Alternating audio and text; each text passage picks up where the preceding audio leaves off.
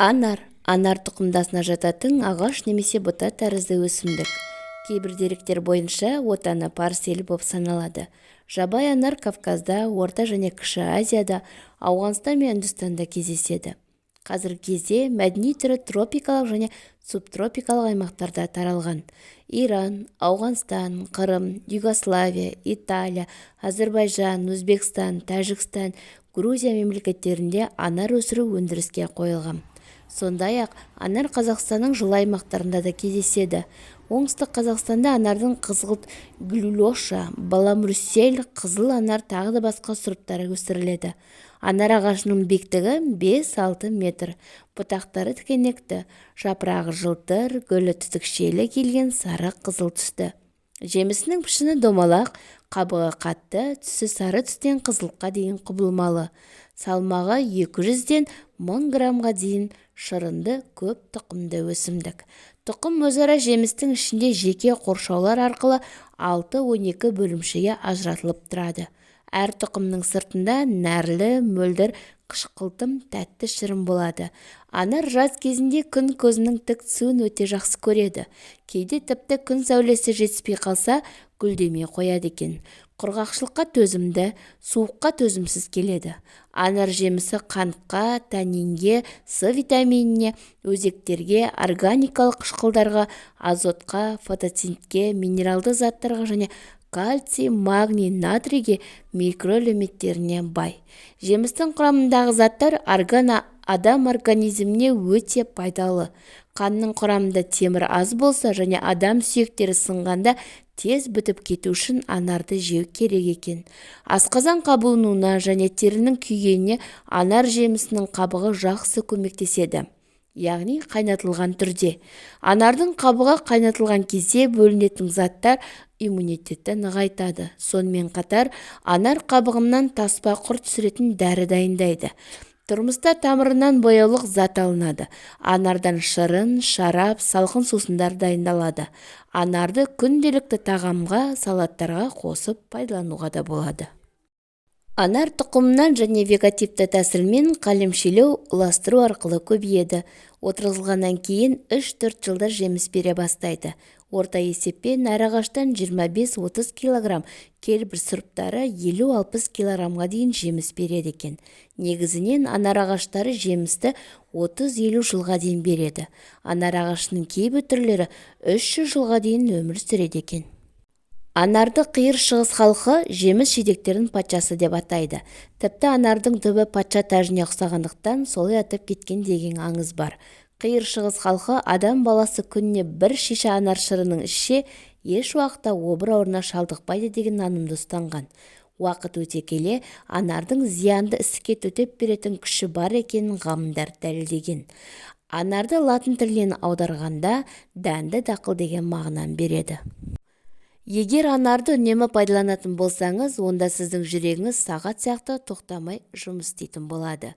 Сондай-ақ кәріліктің сіздің есіңізді ерте қағуына жол бермейді. Анар жемісі шырыны қандай дәруменге бай екені барлығымызға белгілі. Өйткені бұл жеміс туралы ақпараттар көп айтылып жүр. Дегенмен анар жемісінің ерекше қасиеттері мен пайдалы жақтарын біле жүргеніңіз абзалырақ. Бірінші, анар адам организмін құнарлы заттармен қамтамасыз етіп отырады. Оның құрамында 15 түрлі амин қышқылы бар. Сонымен қоса К, С, В9, В6 дәрумендері мен калий, мырыш, фосфор минералдарды кездеседі. Анар калориясы төмен жеміс. 100 грамм жемісте бар жоғы 72 килокалория болады екен. Шырының құрамында танин болуына байланысты жемісінің қабығын медицинада асқазанның жұмысы бұзылғанда, ал кепкен бұтақтар мен діңінің қабығын ішек құртына қарсы дәрі ретінде қолданған екен. Асқазан ауыратындар асқазан сөлінің қышқылы жоғары, гастритпен ауыратындар сондай-ақ энтероцитпен ауырғанда анардың ащы сұрыптарын пайдалануға болмайды. Қанның құрамында темірі аз болса және адам сүйектері сынғанда тез бітіп кету үшін анар жеу керек. Анар шырынның тағы да бір ерекше қасиеті ол радиация әсеріне шалдыққандарға көмектеседі. Анар шырыны иммунитеттің жағдайын жақсартады, нәтижесінде ағзаға тұмау сияқты ауруларға шалдықпайды. Жөтел кезінде тіпті анар шырынымен тамақ жаюға кеңес беріледі. Анар құрамында калийдің мөлшері өте көп болғандықтан, ол қан қысымын төмендету үшін өте тиімді болып табылады екен. Анардың құрамында қабынуға қарсы тұратын зат бар және ол буын ауруларына шалдыққан адамдардың шеміршектерінің ыдырауының алдын алуды маңызды рөл атқарады. Анар шырыны сондай-ақ адамды буын қабынуына шалдықтыратын ферменттердің артуына кедергі жасайды және шеміршектердің бұзылуының алдын алады екен.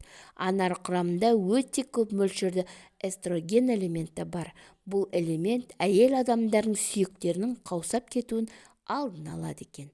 Анар ағашы ол жұмақ ағашы. Ибн Аббастың жеткізуінше, біздің пайғамбарымыз оған Алланың сәлемі мен игілігі болсын, анар дәндерін біртіндеп жейтін. Біз одан неге олай жасайсыз дегенімізде, жер беті бойында бір дәні жаннаттан болмаған бірде-бір анар ағашы жоқ. Мен осы дәндердің бірі жәннаттық деп үміттенемін деп жауап берді. Ал Әли, Алла елшісінің оған сәлемі мен игілігі болсын, анардың қызыл етін жеңіздер, себебі ол асқазанды тазартады деп айтқанын естіген. Анар косметика саласында да аса кең таралған. Ол теріні бос радикалдардың әсерінен қорғайды. Теріні қалпына келтіру процестерін белсендіреді және оны қоректендіреді. Сондай-ақ коллаген мен эластиннің синтезделуіне мүмкіндік туғызады. Бұл әжім қыртыстарының жазылуына, терінің тығыздығы мен созылмалылығын ұлғайтады екен. В және С телеарнасының хабарлауы бойынша, Лос-Анджелестегі Калифорния университеті зерттеушілерінің бір тобы 65 пен 70 жас арасындағы простат ауруына шалдыққан ер адамдардың бір тобын бақылауға алған екен. Бұл адамдар хирургиялық жолмен немесе лазерлік терапия арқылы простат ауруынан емделуге тырысыпты. Бірақ тексеру кезінде байқалған белгілерге қарағанда, бұл адамдардың ауруы одан ары өршіп кеткен екен. Зерттеушілер ауруға шалдыққан осы адамдардың бірнешеуін таңдап алып, оларға күніне белгілі бір мөлшерде анар шырынын беріп тұрды. Бұл шараның нәтижесінде осы адамдарға простат ауруының өршу жылдамдығы анар шырынын ішкеннен кейін айтарлықтай бәсеңдеген екен. Диетолог мамандар күніне 3 мәрте анар шырынына бір ас қасық бал қосып ішуге кеңес береді.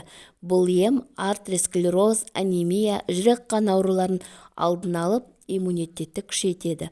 Алайда ағзасында қышқыл мөлшері шамадан көп жандарға анар шырынын пайдалануға мүлдем болмайды. Темір анар дәндерінде алмамен салыстырғанда 3 есеге көп екен. Сондықтан қыстың күні гемоглобиніңізді көтеру үшін балығын анар жеп немесе оның шырынын ішкеніңіз пайдалы. Бұл жемісте С дәруменінің мөлшері аздау, бар болғаны 4 мг. С дәруменіне лимон жемісі бай. Анармен салыстырғанда оның құрамында С дәрумені 40 мг. Бұл дегеніңіз 10 есеге көп. Анарды қалай таңдау керек? Анарды таңдаған кезде оның сыртқы түсіне мән берудің қажеті жоқ. Себебі анар жемісінде сан түрі бар. Кей анарлар піскен кезде де сыртқы қызармай тұра береді. Анар піскен кезде оның иісі де шықпайды. Одан да анардың қабығын аршып, дәнін көріңіз.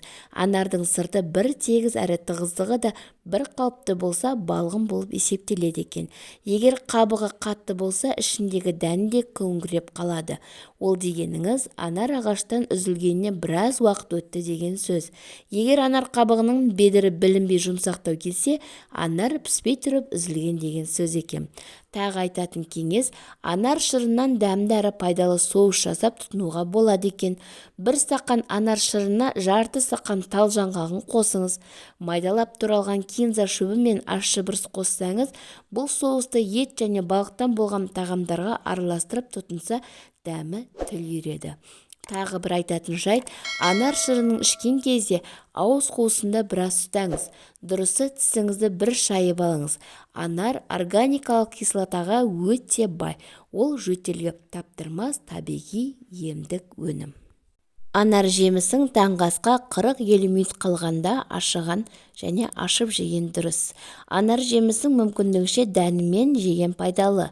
Дәнін әбден шайнап, мейлінше үгітіп жеңіз. Анардың дәнегі кейбіреулердің асқазанына жақпауы мүмкін. Сондықтан алдымен байқап көру керек. Жақпай жатса дәнексіз пайдалануға тура келеді. Анарды басқа тамақпен араластырып жей салған дұрыс емес. Қауіп зияны жоқ әрине, бірақ пайдасы да шамалы. Анар жемісін артық жеуге болмайды. Тәулігіне біреуін пайдалансаңыз да жетіп жатады. Анардың пайдасымен қатар зияны да болады. Жеміс бірыңғай пайдалы немесе түбегейлі зиян болмайды. Анар да сондай. Оны шектен тыс тұтыну денсаулыққа зиян келтіруі, белгілі бір проблемаларды күшейтуі мүмкін. Құрамында белсенді ингредиенттер, жеміс қышқылдары мен танниндер болғандықтан оны мына жағдайда жемеу керек. Ас қорыту патологияларының болуы, панкреатиттің, энериттің, гастриттің өршуі, асқазанның немесе ішектің ойық жарасы болса, геморрой немесе іш қатуға бейімділік болса, тіс эмалінің зақымдануы болса, анарға қарсы аллергиялық реакция болған жағдайда анарды тұтынуға болмайды. Анарды қай жастан бастап балаға беруге ұсынуға болады? Яғни педиатрлар баланы алғаш рет анармен 1 жастан ерте таныстырмауды ұсынады. Балаға анарды берген кезде мыналарды ескерген жөн. 1 жастағы балаға ең бірінші рет анар беру кезінде сумен араласқан жеміс шырын пайдаланған дұрыс. Бұл кезде 1 шай қасық шырын жеткілікті. Егер ешқандай аллергия реакция байқамасаңыз, біртіндеп бұл порцияны арттырасыз. 1 жастан 3 жастағы бала үшін анар сусының қолайлы нормасы тәулігіне 100 мг-нан көп емес. 3 жас пен 7 жастағы порция мөлшерін 250 мг-ға дейін арттыруға болады. Ал 7 жастан асқан балалар күніне 350-400 мг анар сусын іше алады екен. Анарды дәндермен бірге балаға 2 жастан кейін берген жөн. Кейін педиатрлар тіпті 3 жасқа дейін күте тұруды ұсынады. 3 жас пен 6 жастағы бала үшін анар жемісі етінің тәуліктік нормасы 1 анардың жартысы екен. 6 жас 7 жастан асқан балалар күніне 1 анарды толықтай жеуіне болады.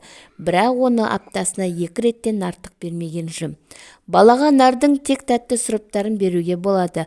Әйтпесе қышқыл анар шырыны баланың асқазан ішек жолына артық күш түсіреді екен. Анар шырының балаға күнде беру ұсынылмайды.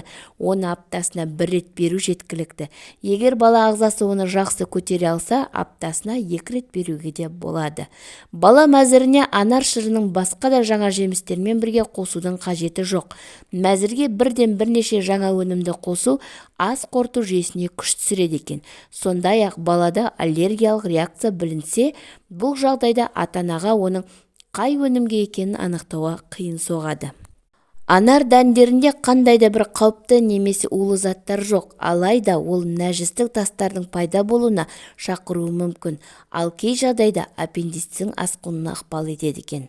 Балаға тек табиғи анар шырын берген жөн. Дүкенде сатылатын дайын шырындардың құрамында қант, хош иістендіргіштер, консерванттар және басқа да синтетикалық қоспалар көп. Әр ана табиғи анар шырынның өзі үйде дайындай алады. Ол үшін жемісті 2-ге бөліп, сыққыш арқылы оның шырын шығару керек. Егер ешқандай сыққыш болмаса, мына әдісті қолданғаны жөн.